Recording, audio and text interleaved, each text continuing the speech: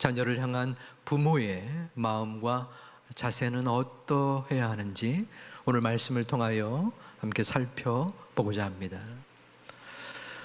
제자가 어떠한 무리에 이르르자 한 사람이 예수님께 나와서 무릎을 꿇습니다. 예수님을 경배하고자 한 것이 아니라 예수님께 어떠한 요구를 하는 것이었습니다. 본문 15절에서 그 이유가 나오는데요. 주여, 내 아들을 불쌍히 여기소서. 그가 간질로 심히 고생하여 자주 불에도 넘어지며 물에도 넘어집니다. 이 간질이라는 병은 가만히 있다가 갑자기 발작이 일어나서 경련을 일으키거나 또 혹은 실신하는 그러한 뇌 질환을 가리킵니다. 이 아들은 귀신까지 들려서 차마 입도 뻥끗하지 못했어요. 말을 제대로 할 수 없었고 경련 가운데에 거품을 흘리고 또 일을 가는 등 고통스러운 시간을 보냈습니다. 여기서 주여 아들을 불쌍히 여기소서라고 하는 이 헬라어 퀴리에 엘레에손이라는 표현은 누가복음 18장에 세리의 기도와 맥락을 같이 합니다. 세리가 하늘을 우러러보기도 힘들면서 자신의 죄를 고백하며 토로하며 기도했어요. 주여, 나를 불쌍히 여겨주소서. 저는 죄인입니다. 자신의 죄를 고백하는 것입니다. 지금 이 아들의 아버지도 자신의 죄 때문에, 잘못 때문에 우리 아들을 이렇게 병에 걸렸습니다. 우리 아들을 불쌍히 여겨 주옵소서라고 이야기하고 있는 것입니다.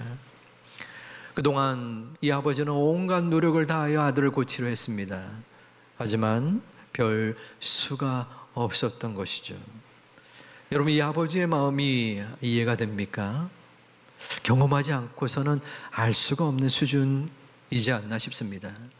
하지만 부모이기에 자녀가 아프거나 혹은 삶을 살면서 실패했을 때에 마음을 조아리며 고통 속에 있을 때 그 모습을 곁에서 본다면 얼마나 부모의 마음이 아리겠습니까?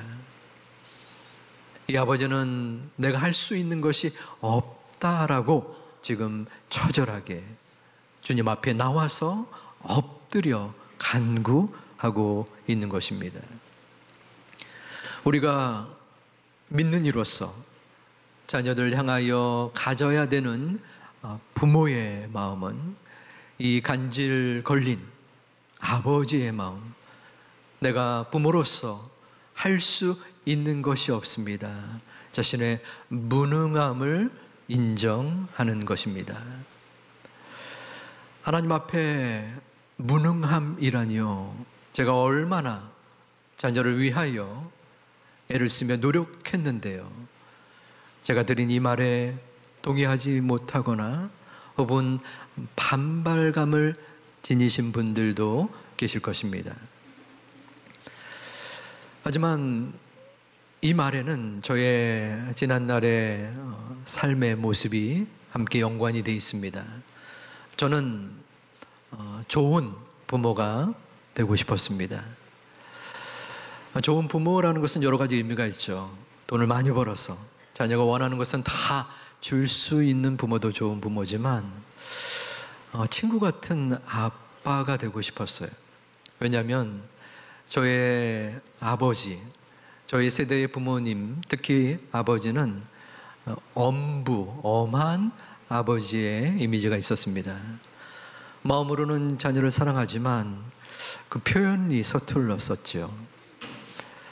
위로와 격려의 말보다는 야단과 꾸중의 말이 앞섰던 분들이었습니다. 그래서 그런지 어린 시절에 아버지는 무서웠고 또한 관계가 서먹했던 그러한 영향이 있게 됩니다. 그러기에 제가 만약에 부모가 된다면 친근한 관계를 맺고 싶었어요. 다행히도 아내가 저를 불쌍히 여겨서 결혼을 하게 됐습니다. 그리고 아이를 얻게 되었죠. 부모가 된 것입니다. 그런데 문제가 생겼어요. 아이들이 막 우는 거예요. 애가 우는 것이 당연한데 그때는 왜 그렇게 적응이 안 됐는지, 어떨 때는 말을 잘 듣지 않습니다. 견디기 힘들 때도 있었어요. 그러다가 아이가 한 4살 때인가 어떤 마트에 갔습니다. 공공기관, 공공장소에서 막 떠들고 정신없이 구는 거예요. 저의 마음속에 부끄럽지만 불쑥 화가 일어났습니다. 아이를 구석으로 몰아서 호되게 야단을 쳤습니다. 아이의 눈에 눈물이 글썽글썽 하면서 아이는 무서워했습니다. 아빠가 야단을 치니까. 그 아이를 보면서 제 마음속에 어떤 마음이 들었을까요? 노원석 잘하고 있어. 제대로 교육시켜야지. 그러한 마음보다는 왠지 서글픈 마음이 들었습니다. 그 아이의 모습 속에서 과거에 아버지를 무서워했던 저의 모습이 떠올랐었기 때문입니다. 그때 제가 했었던 행위는 부모의 힘을 이용한 것입니다. 부모가 가진 능력, 권위를 가지고 윽박지르면서 아이의 모습 속에 불안감을 조성하게 한 것입니다. 물론 아이의 행동의 변화를 이끈 모습도 있었지만요. 부모에게는 어떤 신념이 있습니다. 내가 이 아이를 제대로 잘 양육해야지. 어떻게 해서든지 이 아이를 신앙 안에서 자라나게끔 해야지. 부모가 해야 할 일은 아이가 올바른 행동을 하게 만드는 것이지. 이러한 다짐과 말에는 어떤 전제가 담겨져 있습니다. 그것은 자녀가 변해야 한다는 것입니다. 부모로서 아이의 변화를 바라는 것은 굉장히 긍정적이고 바람직한 모습입니다. 하지만 이 신념에는 숨겨져 있는 또 다른 모순이 있는데, 그것은 부모인 내가 자녀를 변화시킬 수 있는 힘과 능력이 있다는 것입니다. 하지만 과연 그럴까요? 부모의 모습 속에 부모의 감정, 부모의 생각이 자녀를 변화시킬 수 있을까요? 여러분들이 하나님이 원하시는 부모의 상을 갖기를 바라신다면 이 부분을 명심하고 고백해야 합니다. 우리 부모가 자녀를 변화시킬 수 있는 능력이 없다는 것입니다. 그것은 바로 간질병 걸린 아이를 둔 아버지의 모습과 같습니다. 저는 아무것도 할 수 없습니다. 자녀를 바꿀 수 없어요. 저를 불쌍히 여겨 주옵소서. 마트에서 아이를 혼냈던 저의 모습을 다시 돌이킵니다. 아이가 그 야단을 맞고서 어떻게 됐을까요? 개가 천선해서 아이는 다시는 공공장소에서 떠들지 않고 부모가 말한 것은 바로 실행했을까요? 지켰을까요? 여러분들이 그 답을 이미 알고 계실 겁니다. 아니죠. 저는 어떻게 됐을까요? 깨달음을 가진 후 아이와의 관계가 회복이 됐을까요? 그렇지 못했습니다. 점점 시간이 지나서 아이가 머리 발음이 안 되네요. 공산당도 무서워하는 중2 수준이 되자 더욱더 관계에 어려움이 있었습니다. 아이와의 대화를 나누다가도 제 마음에 격한 감정이 생기거나 혹은 더 이상 안 되겠다 싶은 자책감도 들어서 집을 벗어나서 동네를 몇 바퀴 돌곤 했었습니다. 그러면서 제 마음속에 자책도 있었지만 깨달음도 있었습니다. 그것은 제가 할 수 있는 것이 없다는 거였어요. 저도 나름대로 기공자 또 얘기하진 않겠습니다. 자신이 있었어요. 그래도 갖출 거 갖춘 거 같지 않습니까? 또 공부도 했고 또 여러 가지 자신도 있었는데 안 되더라고요. 안 돼. 제가 자녀에게 도움이 되지 않는 것을 처절하게 뼈저리게 느꼈습니다. 기도밖에는 할 것이 없었습니다. 우리들은 자녀를 야단하고 또한 체벌 가운데에 잠시 변화시킬 수 있습니다. 예를 들어서 꾸중함으로 인하여 자녀가 일시적으로 말을 듣게 할 수 있습니다. 하지만 그것은 진정한 변화가 될 수는 없습니다. 아이가 진정으로 변화되어질 수 있는 방향과 방법은 무엇이 있을까요? 그것은 오직 하나님뿐입니다. 하나님께서는 우리에게 자녀를 변화시켜라 라고 명령을 내린 적이 없으십니다. 하나님께서는 우리의 마음속에 자녀를 변화시키는 데 있어서 무능하다는 것을 깨닫게 해주시고 그것을 마음속으로 인정하는 것이 양육의 첫 중요한 출발점이 되는 것입니다. 자녀를 변화시키는 데에 감당할 만한 책임이 없기 때문에 그러므로 하나님께서는 자신의 외아들 예수 그리스도를 보내주셔서 한 개인의 변화를 이끌어 주십니다.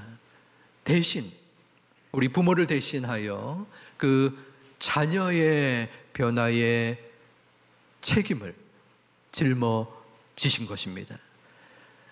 하나님의 아들이 우리를 대신하여 그 짐을 짊어지심으로 부모인 우리는 자유와 해방을 얻었고 자녀들은 생명을 얻었습니다.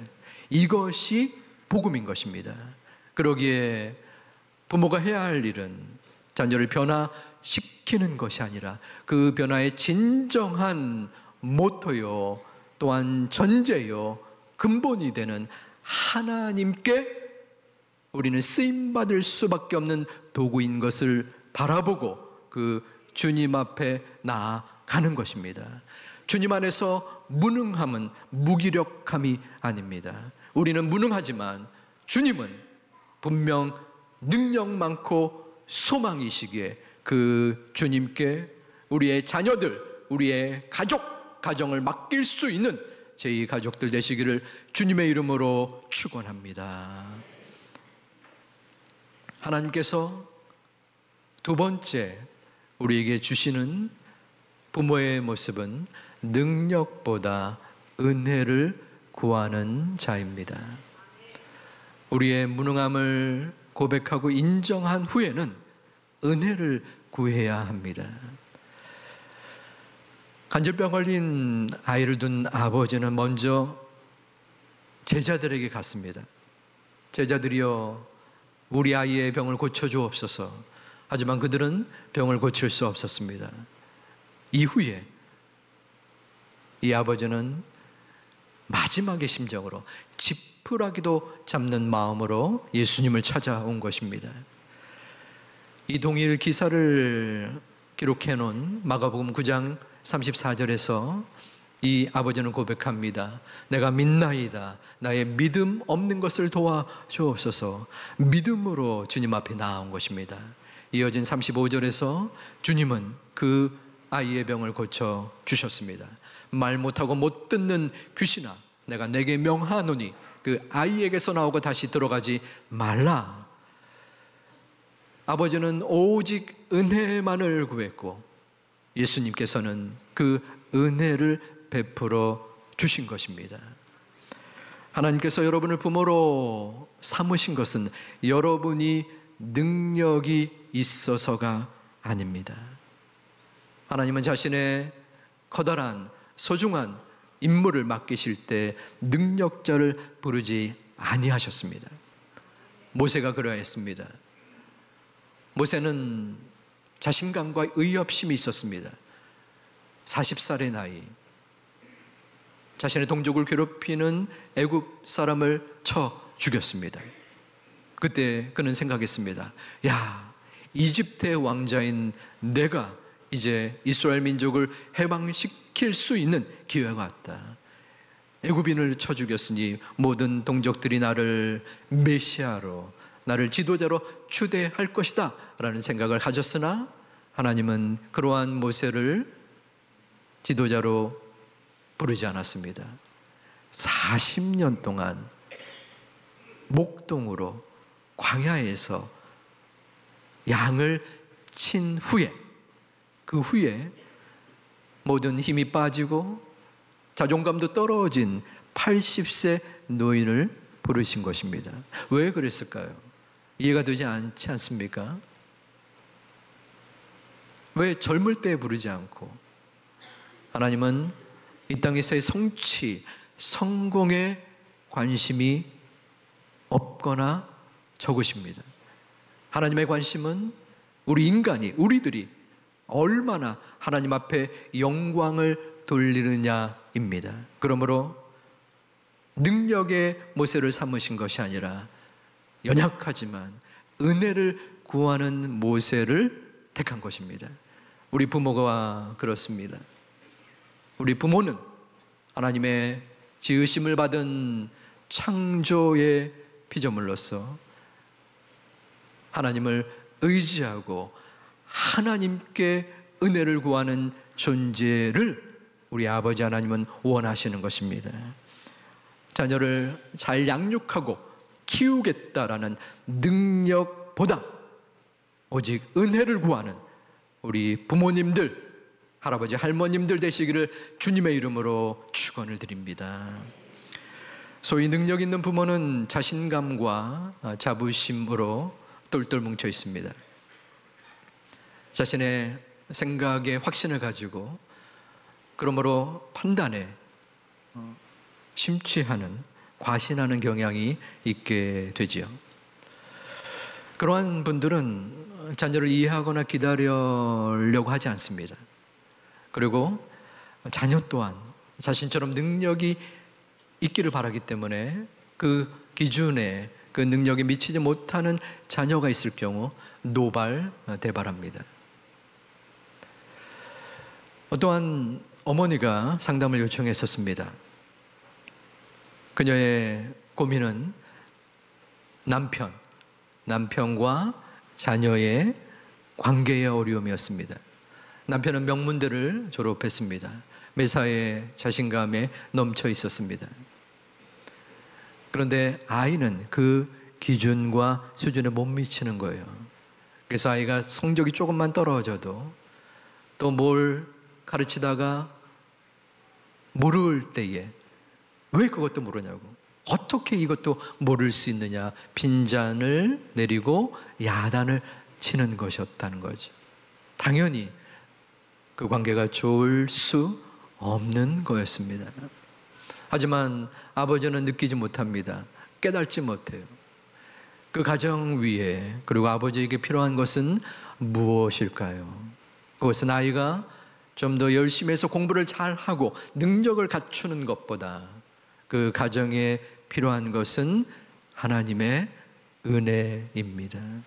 아이에게도, 그 아버지에게도 능력보다 포근한 성령 하나님의 따스한 인도하심이 그 가정과 특별히 아버지에게 필요한 것입니다. 하지만 그 아버지는 그 상담의 현장에 나오기를 꺼려했습니다. 내가 무슨 문제가 있다고 상담을 받는가. 아쉽게도 이후의 과정 모습은 모르겠지만 그 관계가 개선의 진전이 없었던 그러한 기억을 더듬게 됩니다. 여러분의 가정은 어떠합니까? 우리는 순간순간마다 눈에 보이는 능력을 바라봅니다. 왜냐하면 현실이 있기 때문이에요. 이 험한 세상을 헤쳐나갈 때 경쟁에서 이겨야 되고 그 힘을 가져야 되고 그리하여 잘 먹고 잘 살아야 되지 않냐. 우리가 교회를 다니긴 하지만 그래도 비참하거나 또한 뒤떨어져서 살면 되지 않지 않느냐라는 마음이 우리 가운데 있지 않습니까? 그러므로 우리는 지속적으로 능력을 요구하고 능력을 강조하고 능력을 교육하고 이끌기도 합니다. 하나님의 자녀로서 우리는 어떠한 삶을 살아가야 합니까? 자녀를 믿음으로 이끌기 위해서, 은혜로 인도하기 위해서 어떻게 해야 합니까? 무엇보다 부모님이 먼저 은혜를 받아야 합니다. 부모가 은혜를 받을 때 그 은혜가 자녀에게 자연스럽게 흘러갑니다. 할아버지, 할머님이 은혜 속에 풍성이 거할 때, 겉으로는 할아버지가 말할 때 툭툭 반응하지 꺼려 할지라도 그 마음을 그 손주들은 받아들이는 것입니다. 하나님께서는 여러분을 너무나 아끼고 사랑하십니다. 하나님은 여러분이 부모의 숙제를 지니고 있다는 것을 모두 다 아십니다. 그 하나님께서는 우리가 때로는 이 험난한 부모의 자리를 피하고 싶고 도망치고 싶은 그 마음도 이해를 합니다. 그 하나님은 우리에게 에베소서 3장 23절 4절에 용기의 말씀을 주십니다. 우리 함께 봉독합니다. 우리 가운데서 역사하시는 능력대로 우리가 구하거나 생각하는 모든 것에 더 넘치도록 능히 하실 이에게 교회 안에서와 그리스도 안에서 영광이 되도록 영원 무궁하기를 원하노라. 아멘. 우리 가운데에서 역사하시는 능력대로, 하나님의 능력이 우리 안에 거하신다는 것입니다.